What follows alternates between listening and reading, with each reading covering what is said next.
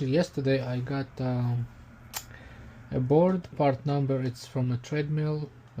Part number is 081-0158, and it looks like this capacitor is faulty and I will have to replace it. I just want to test those relays and see if they work good.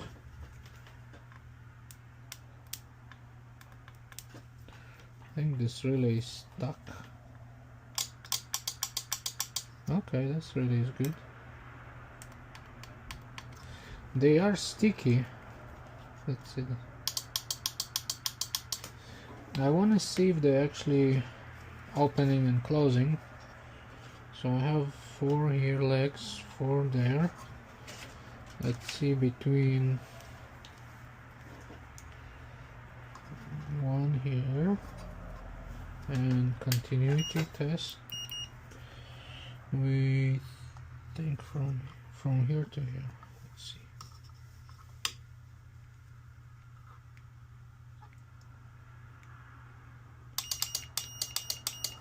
Okay, this relay is good, and let's test this relay, the other one. It's a little hard to do it with one hand. Yeah, relays are good. It's a 12 volt DC relay, both of them. The capacitor is the one that I have to replace. I'm gonna test those diodes as well. Everything else seems to be okay. The transformer is fine, the fuses are fine, all the varistors are good, all the chips are good, everything seems to be okay. There is another small is it 25 amps fuse here, so those fuses are good. Relays are good. Those relays are I think they're this way. Where's 3 legs and 2? Is it here? This is the coil. Sorry. 392 kilo ohm, good. 396 kilo ohms, yes, so those relays are good too. LEDs are good, no burning marks. All the capacitors are good except of this. Let me check those guys are.